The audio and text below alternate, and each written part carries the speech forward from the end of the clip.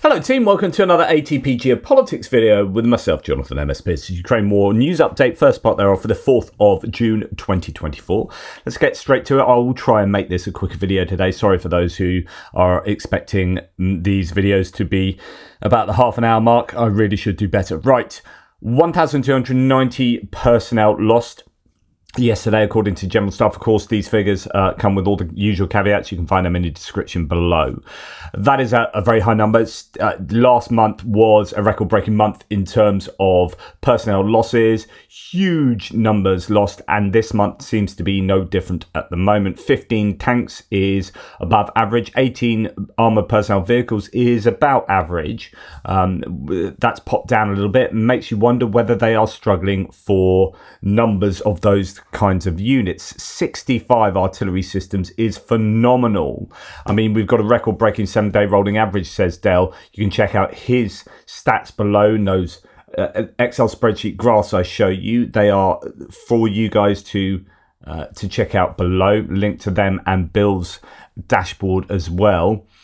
2 multiple launch rocket systems and 3 anti-aircraft warfare systems. That's all going to hurt. 65 artillery systems, though, is huge. 69 vehicles and fuel tanks is a big old number, as is 12 pieces of special equipment. So the Russians are consistently losing an awful lot of kit. Now, of course, we can also ask, well, how many pieces of kit the Ukrainians losing? My guess is that they have lost quite a bit up in the north, but they've got a handle on that more recently. At the beginning, that first week of the Kharkiv offensive from the Russians, the Ukrainians actually lost more equipment than the Russians, which is quite a rare scenario.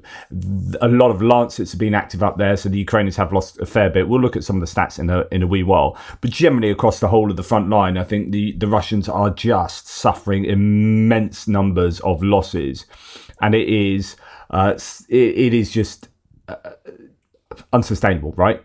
We'll look at this Andrew perpetual loss list, and I'll then go on to just have a little chat about what another observation Andrew has made. I mean, you look at a loss list like this, you think, oh, this is going to be a big one because there's not a single blue on that so far. Now, you're hoping that it isn't just half of it and the rest of it is blue. But let's look, see what it is. Okay, so we have about a 5-to-1 loss ratio of Russian to Ukrainian losses. That is a phenomenal set of losses again for the day there. We'll start with the Ukrainian losses, and we'll go on to the Russian losses after that. In terms of high value bits of kit, excavator loss, I've seen that video actually, and the excavator is doing a really good job. Actually, massive tank ditch as far as I could see, right across a huge field, and it was eventually hit by drone. Only, I would have thought, damage, person got out, so you're thinking that's okay, and that's exactly what the Ukrainians want to be doing. In fact, Andrew Perpetua was talking about that video in that way. It's really good to see them doing some proper fortification digging. But yeah, the reasons why they never did that right next to the front, the front line and the northern border is because it's risky, and the Russians will hit you with drones, as the Ukrainians do to the Russians. So yeah, no one wants to be the contractor that has to go and work right next to enemy lines, right? Tanks, BMPs, Humvees, nothing of high value. That is a really good day of losses. You know, in reality, there are no air defense systems, no radar systems, no planes, etc., etc. So that's, I think the Ukrainians will take that for a day. Then when we look at the Russian losses, we have 2 S-400 transporter erector launchers and 2 support vehicles, which I showed you yesterday. We're going to revisit that in a little while. Apparently another S-300, S-400 was destroyed yesterday on top of that one. Really significant, and I think, well, okay, we'll come to that in a while. Book M1-2 as well, so that's an air defense system that's damaged. That's going to hurt the Russians as well. A number of surveillance and comms equipment. Then we have some radar here, some radar installations here, and these are really high losses. So already that air defense system completely swamps the entirety of the Ukrainian losses, probably for the last week, right? That's how serious that is. You add a Castor 2E1 command vehicle and radar, then wow, that's a rare, expensive piece of kit. You've got a 992 N6A radar, and another radar system. I mean, goodness me. Recovery system, Brem 1, and an excavator lost. Then we have artillery pieces, a range of those, mainly self-propelled. We have a number of tanks, including some tracked garden sheds or Bliatmobiles, those tanks with sheds built on top of them to protect them from drones. As you can see, a large number of tanks to lose in a single day. Infantry fighting vehicles, usual list of them. But as you can see, virtually all of them destroyed or abandoned. So that is serious. And in fact, when we come down to trucks, a large number destroyed there. The artillery and surveillance and comms mainly destroyed, a few radars damaged, and air defense components only damaged. But that, just a merely damaged command and control center for, or a support vehicle for air defense could knock out the air defense. That a damage to that, it's not like, oh, I just fix it up with a spanner. That's your high level electronics and radar equipment. So yeah, anyway, a lot of trucks taken out there and civilian vehicles. So this is a very bad day for the Russians. And if you're losing this kind of radar capability and air defense capability, and you're losing that like several in a week, my goodness, you're in a lot of trouble. Okay, let's talk a little bit about, we'll get onto the equipment in a second. We'll start with personnel. Although this happened last November, right, so this is sort of 6 months old. This video, I can't show you the video, but there were just literally, HIMARS had taken out up to 200 Russian personnel in some HIMARS strikes last November in Kherson region.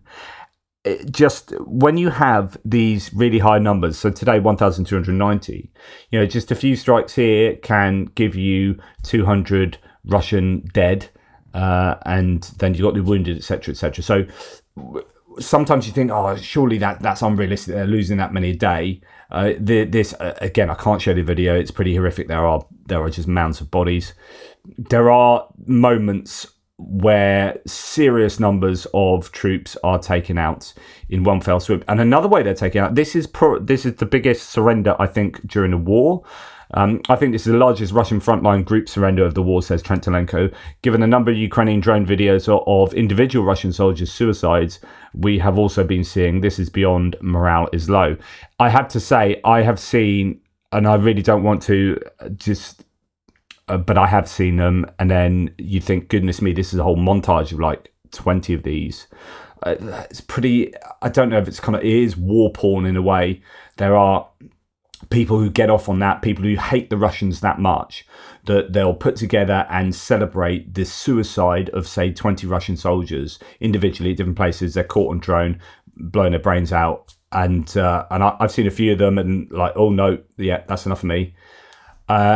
Again, there's a reflection of how bad things are for the Russians. The morale has to be low because that's genuine footage. Like, that's not made up.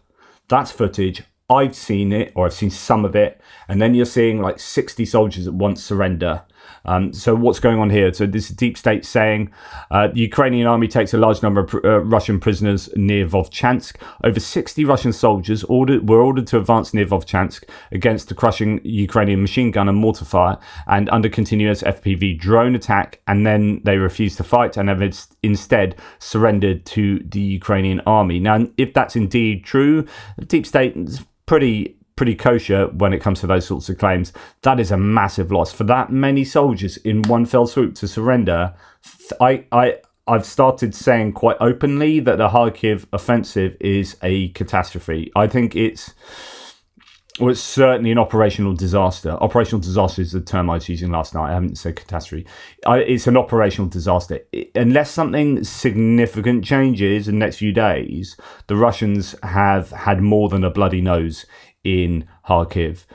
Given Russian Telegram reports of a company-sized units of 100 men in Vovchansk taking 88% casualties in 3 days. I talked about that. There was another one of taking, being left with 9 out of 300. So that's a 3%. That's a 97% loss. Incredible. He's at, 88, 12 out of 100, 9 out of 300, and then someone else saying a 10% casualty in a different unit. So those are 3 different units showing you monumental personnel losses for the Russians. Then you can explain, you can understand the high suicide rates and large numbers of people who surrender. Now, you can ask, why aren't the Russians surrendering more? They genuinely believe, a lot of the Russian soldiers, you can tell this from interviews with people who have been forcibly captured, they don't surrender because they think 100% that the Ukrainians will torture and kill them, because all the Russian propaganda internally to the armed forces, or the Russian armed forces, has brainwashed them to think that a fate worse than death is capture is a fate worse than death, and it will end in death, but you get tortured and then you die. So in other words, you might as well end your life by suicide. And in fact, propagandists have said this as well. One flaming datum doesn't make a pattern yet, but the Ukrainians really need to prosecute this flaming datum hard to see if they can make this a pattern. They are. I think there are. Well, I'm not sure about the surrendering of 60 being a pattern, but there are so many elements going on here that suggest that things are not going well for the Russians. Of course, it's troubling for the Ukrainians, and they are along the front line in the east. They're having trouble. They're losing ground, but they're making the Russians bleed for that ground. Interestingly, Slovakian's been captured by Ukrainian forces fighting for the Russians. That's going to be an interesting interview to be had there. We'll see what comes out of that one. Another data point, again, I mean, this has come from David D. Take some of his claims with a pinch of salt, but this is actually coming from the Russian source itself. Ukrainians just captured a bunch of guys from Bars 20, so this looks like it's in the Serebryansky forest area, and in fact, I think a lot of them ended up being there were a lot of casualties and then captured, so that a lot of troops died and were captured there, but don't know about the details of that. It's just not looking good for the Russians there. Although it's really tough for the Ukrainians, that forest area is just a nightmare. PS01 here showing a video. This video kind of went viral yesterday. Russian infantry was ambushed and destroyed in northern Kharkiv. So this is just one small action that took place in northern Kharkiv that's probably representative of a lot of activity. Now, we keep hearing an awful lot from Russians that the Ukrainian FPV usage is phenomenal at the moment and is a massive challenge for the Russians. They're trying to get a handle on it with electronic warfare and jamming. But FPV drone, they say they can jam Mavic drones, but they're being unable to do anything about FPV drones. So your drones that drop IEDs and whatnot, they seem to be able to jam them more easily than the drones that because I guess once they've got that momentum, and sometimes they're just picking off people and vehicles that don't have drone jamming. So that there's not a lot you can do about that. But when there is drone jamming, I guess if you're going towards a static target, once you've got that kind of momentum, there might be nothing you can do about it. It's too late by the time it's in the range of the drone jammers. Whereas if you're hovering, ready to do something, then you just fall out the sky. That's a slightly different situation. It could be why, I'm speculating, could be why the Mavics have more success. Anyway, this footage shows an attack of Russians. They get ambushed by small arms fire and they fall into a trench that's here and another little hole that's over here. And then what does them? So the ambush, although it's small arms fire that makes them go to ground and whatnot, what kills them are 3 FPV drones, one after the other. Bang, bang, bang. My point of showing that, or not showing it, but referencing it, is again the power of the drones. So Ukraine know they've got some asymmetrical advantage, and they are hammering that home at the moment. And it's getting used in a way that mortars would have been used or artillery would have been used. But it appears that FPV drones are just there, circling, ready to pounce. Whereas if you say, right, we're being attacked in this sector, the coordinates are here, then you've got to get a mortar. If the mortar crew isn't there, then you have to get that mortar crew into a position where they can fire at that point. Then when they're firing at it, you have to walk it in, walk it in, walk it in. How long does that take? By that time, those guys have got out that trench and have attacked your positions. If you've got just drones, I don't know if this is what happens, but you have basically your defensive lines formed, and you say, right, we're being attacked in this sector, then the drones are already in the air. They just go, right, I'll be there, two ticks. Right, job done, bosh.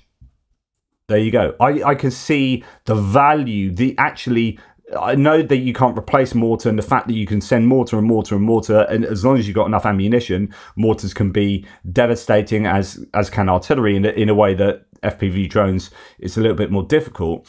But possibly the reactiveness of FPV drones and the pinpoint accuracy you get with them. Like, if you've got a trench line, you're going to hit. Yeah, I know FPVs don't always hit. You've got moving vehicles, it becomes more difficult. But if you've got a static target, like some people in a trench, then actually you're more likely to hit that than, say, mortars, etc., etc. Okay, going on to equipment, we had that S300, S400 system that was taken out yesterday. And then we had another one, or at least the news of this came out yesterday. I don't know if it's actually 2 days ago. These are the systems that send those missiles across the border into Kharkiv, right? So this is just north of Belgorod city.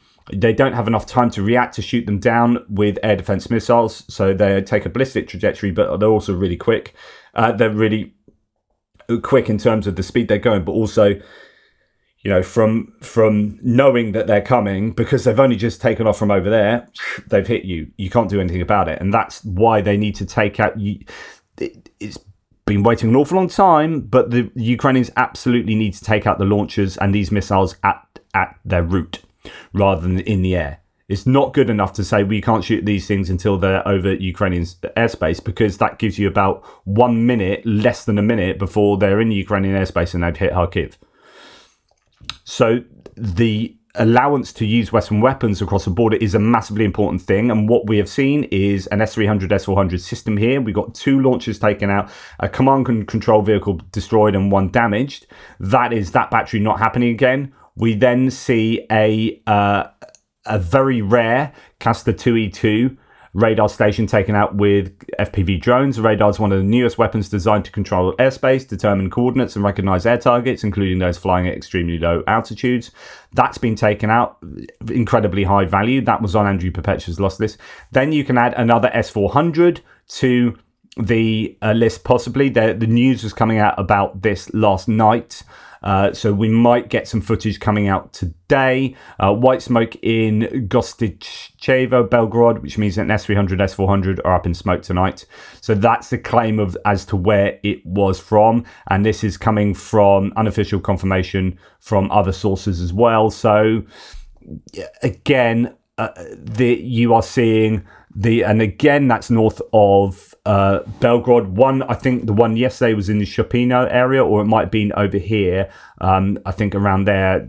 I heard both places. I also heard one further to Shebekino, but I don't think it was there. It'd be too close to the border. So anyway, they've got a number of systems, it seems, set up north of Belgorod, which is why they've been able to do so much damage to Kharkiv. The Ukrainians, right, all the Ukrainians need to do now, it is having such an effect. So we are hearing that aviation activity I can't work out the figures, but it has decreased by 2 times. So I think it's halved, or it's halved and halved again, or whatever, but it is less than it was, which is an immediate effect of apparently that's an immediate effect of HIMARS activity, right? And that's affected the airframes. So there must be bases around there that are close enough that are being targeted, or it's just not having much more likely not having the protection of these S300, S400 systems to protect the airframe, so they're not happy with going into even more contested airspace. So already the Ukrainians have had this effect, and it's only been, Friday? They're allowed to do that. We're on Tuesday today, and we've seen that many air defense targets taken out. Okay, you can bet your bottom dollar the US, the French, the British with their military satellites, and the Ukrainians are getting together, and they are locating every single S400 or air defense system in Belgorod, in Kursk, and they are just systematically hitting them. It's not that difficult to do that, I don't think. They just needed permission to do it. I don't know why they hadn't asked a year ago. Nonetheless, they needed permission to do it. Now they're doing it. This is serious for Russia, because when you lose a battery like this, you don't get it back. They don't replace that. That will take a long time to build. I don't know what their production schedule is for these sorts of bits of kit. I mean, they're struggling enough with tanks. The components for that stuff, they may not even be able to make them. I don't know. And they're not getting them from abroad. I think they had put some sounders out to people for radar systems, by the way, that they had previously sold, and they'd like to buy them back. That shows that they're in a desperate situation. But if Ukraine can keep doing that, honestly, this is huge. This is really, really big. And you start then introducing your F-16s, and you haven't got the S-400s and 300s to take out your F-16s. Which means that the Russian airframes aren't so happy about going into contested airspace, which means that one of the threats to the F-16s will be air-to-air, beyond visual horizon missiles being fired. But if they're not going to go into that kind of contested airspace to do that, even if it is still quite far away, then that gives the F-16s greater ability to be effective. This is all huge stuff. So it's not only protecting Kharkiv from being hit by these rockets, and S-300, S-400 rockets are causing immense amount of pain and suffering right throughout the border areas, right throughout the front line areas and a bit further back in Ukraine. These aren't the sort of missiles that you'll send to Lviv, but these are seriously problematic, and Ukraine are going through it, systematically going through these systems and taking them out. The last week has been really, really important. I don't know if it's a bit of a turning point. I don't know if that's too positive, but you know, things are troubling for the Russians, I think. It's not to say that the Ukrainians aren't suffering, particularly along the eastern front line, of course. Near Bilohorivka, which is up Seversk, just below Kremina and the Serebryensky forest, which is still disputed, Russians lost 3 more tanks. So, you know, again, you're seeing FPV drones take out 3 tanks in one place. And then you go back to these figures and say, well, is it realistic that the Ukrainians have taken out 15 tanks in one day? Well, they took 3 out in the space of a couple of kilometers. So yeah, it is realistic. Right, then when we go to Kharkiv, so originally I told you earlier that Russia had the advantage there and had taken out more Ukrainian vehicles than Russians. Well, now we've got a grand total of 34 Ukrainian losses and 48 Russian losses. So that rate, it was like that, and now it's gone like that. And that shows you the difference this last week has made. So the Ukrainians managed to then pull in. What I think happened is initially the Russians attacked and the Ukrainians weren't quite prepared. They in a panic fashion, brought loads of stuff that they could to the area, like Bogdana's artillery pieces. Were trying to defensively hammer the Russians. They then got hit by a load of Lancets. They then brought up Magyar's birds, like FPV crews. Got more equipment. They got Kraken. They got some other. Is it a 42nd are up there? Other units that are very good to then stabilize and are now pushing back. And we can see that the loss ratios are changing, and the Russians are losing quite a variety of equipment here as well. But actually, what's interesting is, although that's quite a variety, not a huge amount are attacking vehicles like your tanks and infantry fighting vehicles. There are a few, but not as many as you'd expect considering they're attacking. And then this feeds into, like, again, you're looking at the data points, trying to work out the truth of what's happening. And the claims from the Russians are these are meat assaults from themselves, saying we're just sent in. There's a lot of claims about them having to walk. And then this kind of data supports the idea that the Russians aren't committing huge amounts of mechanized equipment to this attack. And the question then is, well, why? Why not? Is it because you can't, or is it because, I don't know, I can't see any other sensible reason that you would do these large-scale attacks, especially when one of the claims is you were supposed to be taking a lot of ground quite quickly. You can't do that on foot, right? Army travels at the pace of its slowest man type thing. You know, that's not going to happen. So you need to be using lots of mechanized equipment if you're hoping to make a really sensible buffer zone. But you aren't. What's going on? There's a fire in Kiev. So I normally do Russia on fire. Actually, there's a big one in Kiev yesterday. Warehouse on Mykola Zakrevsky Street in Kiev is on fire. It's a 2,000 square meter fire, so it is pretty significant there. Don't know what the cause is. I think fire is one of the easiest of the sabotage things you can do. I mean, really, and I worry about this from Ukraine's point of view, that Russia have so many people inside Ukraine that are pro-Russian that if you, especially if you're like, here's $1,000, go and light a bin in this shopping centre, you're thinking, oh my goodness, how easy is it? And that's why I look at what's been going on in Russia and have previously said that's relatively easy for Ukraine to achieve. And indeed, they have been paying some money walks. You just pay a few Russians that are struggling and might not be overly happy with Putin, but it doesn't even need to be anything ideological. It's like, here's $1,000, go and do some serious damage. And lo and behold, I think you easily can. Right, moving on to distant strikes. Just the first thing to mention is Ukraine's use of German and other Western-supplied weapons to strike targets in Russia will not, quote, contribute to escalation. German Chancellor Olaf Scholz told the Antenne Bayern radio station yesterday. This is really significant. And well done, Olaf Scholz, for being like more ballsy than I've seen you for a long time, ever. He's said, yeah, no, it's not going to be escalatory. Striking into Russia is not going to be escalatory. And lo and behold, it's not. Nothing has happened. So, yeah, what happened last night in terms of missiles and drones? Not a lot from either side. 4 Shahed drones were launched, 2 were shot down. A couple of Iskander cruise missiles were shot down. I don't know how many were sent. We know that Dnipro was fairly badly hit. That's the city, Dnipro. Several explosions rang out there in the morning, presumably Russian terrorists striking with ballistic missiles. In many houses located near the epicenter of the explosion, windows were blown out, roofs were destroyed, and walls were damaged. Indeed, there were casualties. I think is there 8 at the moment? It's the last I read.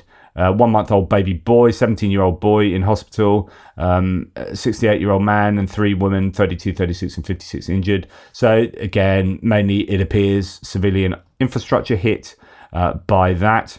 On the flip side, at night the AFU hit a ferry crossing in Crimea, not for the first time. We've seen rail ferries be hit. I don't know whether this is more logistics infrastructure being taken out by the Ukrainians in a systematic way, and also an oil terminal in Krasnodar territory, so that's the other side of the Kerch Strait, and then possibly down a bit or just across the Kerch Strait. So that is something that Ukrainians have been up to. There are no details on that at the moment. That's literally just sort of news of that is just coming out. Russian occupier bloggers take extremely seriously the threat to Russian air defense systems from allied forces, including ATACMS, ballistic missiles. They say that a new approach to creating air defense systems is needed, completely different from what's been practiced for the last 25 years in the Russian military-industrial complex. They call for an urgent review of the strategy. I think it's a little late, guys, says War Translated Dmitry.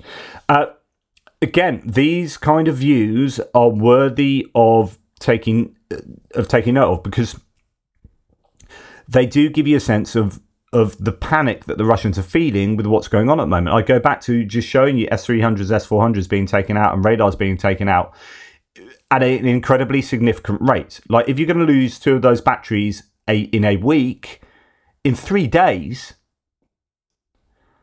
wow. Like, that can't continue for the Russians. And so the kind of ATACMS and the HIMARS scenario at the moment, where the Ukrainians appear to be hitting the Russian high-value targets with wild abandon, is going to be super worrying. And they are going to be saying, look, we need a different answer to this, and we can't just keep doing the same. Now, talking about doing the same, Andrew Perpetua came out with a comment yesterday. You started off with a kind of weirdly abstract thing. So if you have a system that's in equilibrium, there's a constant in the system, you cannot blame the constant if the system falls out of equilibrium. It makes no sense. It's the constant. It is accounted for already. Like if you have a scale, on one side you put a few curious little kittens, and on the other side a bucket of water, they balance each other. Then when one kitten decides to jump off the scale and the scale tips to the water side, you don't say that goddamn water is just too heavy. The kitten jumping off is what changed, not the mass of the water. Frankly, you'd think this wouldn't need to be said, but people are making these mistakes with Russia, and it makes no sense. So he then said today, are we surprised to be scared of Russia sending hundreds of vehicles toward Ukraine? They are losing like 16 a day, hundreds of vehicles in like 2 weeks worth of combat. They've been sending hundreds of vehicles constantly. That's their problem. They can't figure out how to stop needing more vehicles. Russia sending hundreds more vehicles doesn't represent a change. You've got that equilibrium where the Russians are just self-harming with this this desire to just do the same thing and attrit their own forces, or have the Ukrainians attrit their forces at a tremendous rate. This is what I was talking about yesterday regarding using constants as a reason to predict a change. If you have a system in equilibrium, or at least near equilibrium, then the constant isn't what you focus on, it's the changes. Same goes with the ammo. Oh, Russia has more ammo than Ukraine. Wow, they've always had more. North Korea sent ammo. Wow, they've been sending it for a long time. These aren't changes. Russia having ammos and vehicles is baked into the analysis already. What is changing? The changes are what matters. And actually, when I then look back at the HIMARS and ATACMS capabilities, Storm Shadows, F-16s coming online, Ukraine, I've said this all throughout the wars, Ukraine is constantly upgrading their military capabilities. Russia is in a constant state of degradation, but it's never like really improving stuff apart from with the guided glide bombs. That's the only kind of change where they like took dumb munition. They basically did what the Americans did with JDAMs and said, oh, that's a good idea, we'll do that. And actually, because of the slight air advantage they have, that's been incredibly successful for them. And that's kind of the most changey thing they've done. They're kind of always reacting against each other, both sides, in terms of drones. Ukraine has that advantage with drones, and that is a sort of change. But Ukraine are the ones bringing change to stop this equilibrium. Russia just seemed to be content on throwing stuff into the mix and hoping, definition of stupidity is doing the same thing over and over and expecting different results. Unless they properly change something up, which is what that Russian was calling for, which is, hey, we need to change the way we are doing things, but it doesn't look like they are doing that, or even capable of doing that. Isn't it wonderful seeing all the Russian depots within ATACMS range to talk about this? We could have seen these in May to June 2022, but escalation management, Jake Sullivan, so blaming him for not having ATACMS used earlier in the war. And then this feeds into what people talk about with regard to this drip feed approach. So just enough. Ukraine are given just enough. And that's why there's so many people say, I think this is therefore purposeful, that actually the US have been trying to properly degrade Russia so they can never fight again. Now, I don't know if that's the actual prima facie intention of the US in doing what they're doing. I think it probably is anti-escalation. But I think that will be, if Ukraine prevail here, they will have prevailed in a way that was really painful for the Ukrainians. But as a result, was even more long-term destructive for the Russians. That actually the long-term outcome of just enough thinking, we'll give Ukraine just enough, is that the Russians will get degraded much more fundamentally in terms of people over time, in terms of, their army and their ground forces and their air defenses will be absolutely done for a generation, I would say, or 10 years plus. I mean, population wise, I don't know how Russia properly bounced back from that in a timely fashion.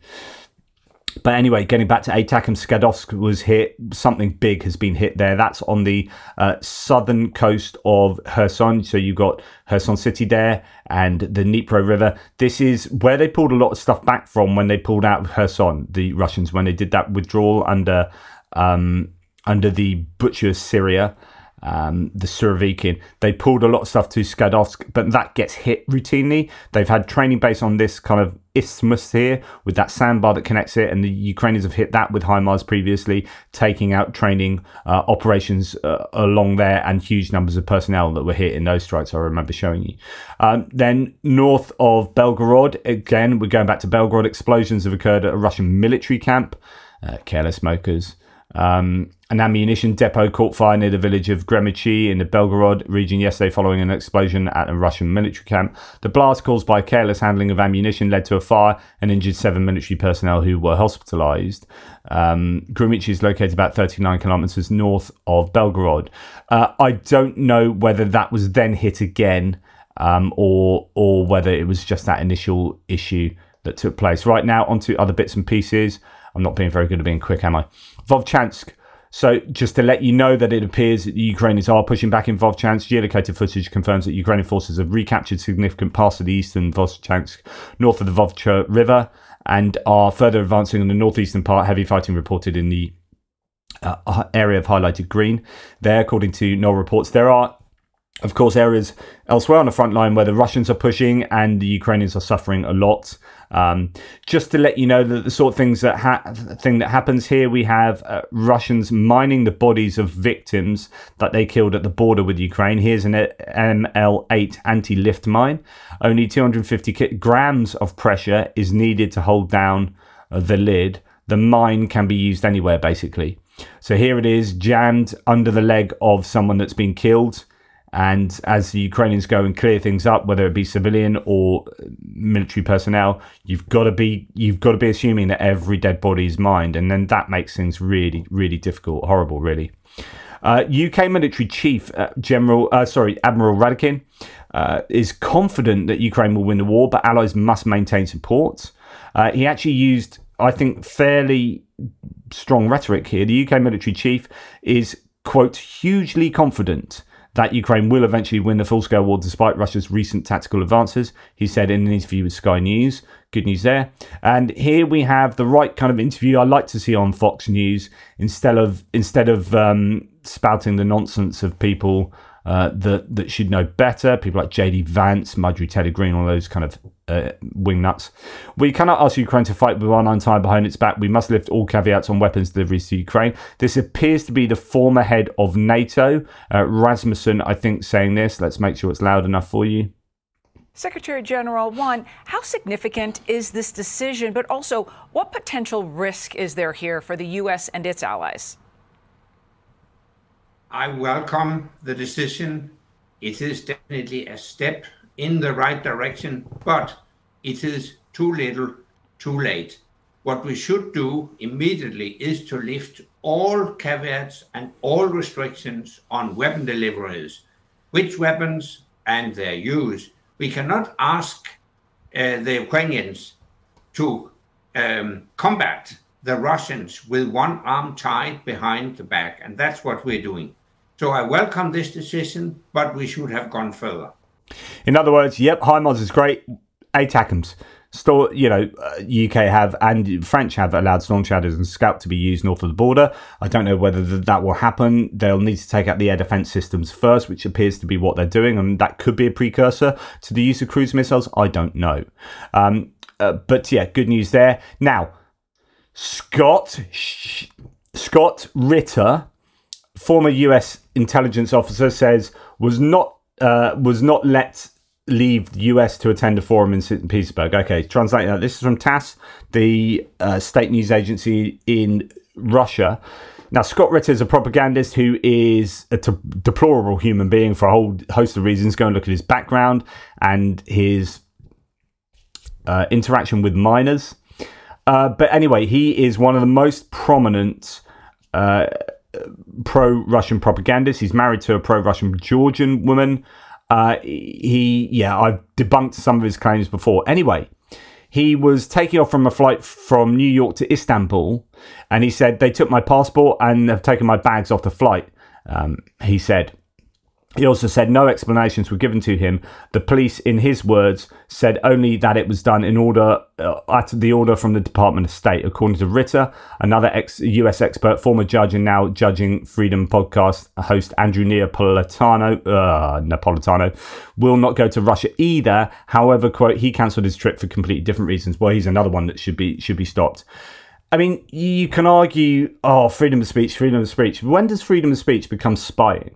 Like if a spy just moves from one place to another, talks to people, gets information, sees things, and then goes back to Russia and tells them what they've seen, that's just freedom of speech, right? or is it spying? Or is it both? Which, okay, well, should we be able to constrain freedom of speech if it is spying? Yes. In other words, this idea that freedom of speech, you should have the right to say whatever you like, whenever you like, is obviously problematic. Because, spying, espionage. Okay, well, what's the difference between, say, witting espionage from a Russian agent sent to the US to do the Russian bidding, and someone that's kind of doing similar things in terms of disinforming, kind of an information agent of Russia?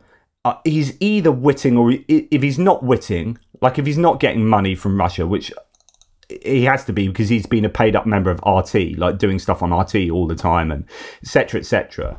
And he did that book tour around Russia. So as far as I'm concerned, he's almost certainly, I'll bet my mortgage that he's a witting agent of the Russians. But even if he's unwitting, at some point the US have to go, what are you doing, mate? What are you doing? Like, we can't allow you to take Russian money to spread Russian disinformation on behalf of Russia, to fly to Istanbul and then to St. Petersburg because they're not blocking flights, and then to go and, I don't know, what are you doing? Turning up for a forum there to talk, to do what?